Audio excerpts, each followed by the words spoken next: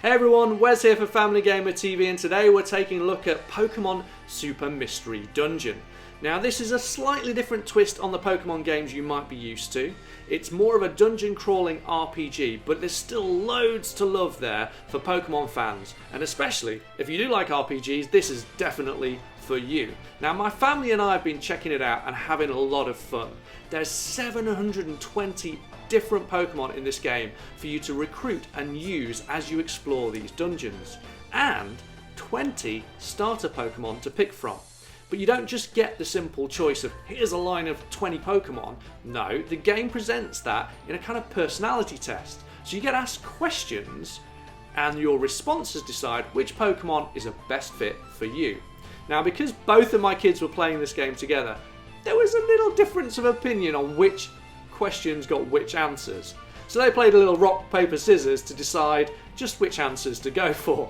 Anyway, in the end, it turned out they got the perfect Pokemon for them, as I'm sure you'll see. So as we adventured through the game, you start off as a human who gets transported, or kind of transmogrified, transformed into a Pokemon. You're lost in a wood and you find another Pokemon who guides you to a village, and from there you get a house, you go to school, and then you go adventuring and you get introduced to these early dungeons and what the game is all about before the kind of story expands and goes more worldwide. And the dungeons really are the core of the experience. You explore in there, you do battles in there, it's kind of turn-based, you've got items to help you, there's you need to heal yourself, you need to feed yourself, loads of different combat options, so you can pick the right Pokemon for each battle, you can pick which attacks they're going to use. All of those kind of things play into your strategy and help you succeed in each of these dungeons, and every one is varied and different with different levels and different Pokemon and different items. Now you also get something called Looplets. Now these are like bracelets that you take in to battle with you. Each Pokemon can have one, and you put Emeras into them, which are like little stones, and they each give the Looplets different powers. So that is one way of kind of accessorizing your Pokemon and giving you different attacks and different abilities in each of these battles that you're going to face. So there's a lot going on there, and I mentioned that you've got to watch your health as well, because obviously every battle you do you might take some damage and you get hungry, so you've got to manage that.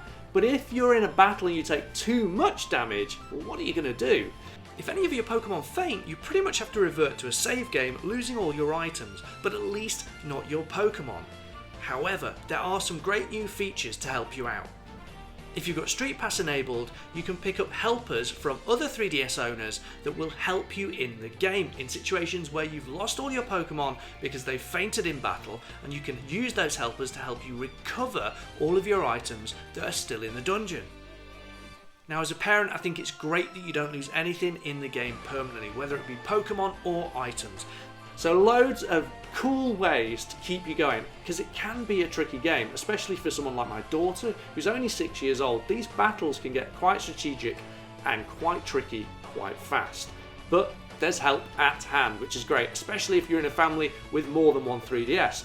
Both can be playing it and helping each other out, which is a great way for the family, I think, to interact with the game.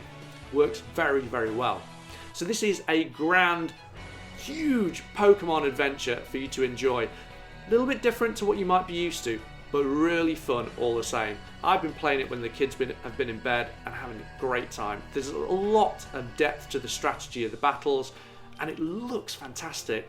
Fully 3D realised, all the Pokemon look great, and it's got a great little story too. Lots of dialogue, lots of humour, really fun for all the family. So I highly recommend you check that out. It's definitely got the Family Gamer TV seal of approval. Let us know in the comments who your favourite Pokemon are and which team you like taking into the dungeons. We're really keen to know. And, of course, hit that subscribe button so you don't miss any more of our upcoming content from Nintendo or anybody else here at the channel. But that's it for today. That's all from Family Gamer TV.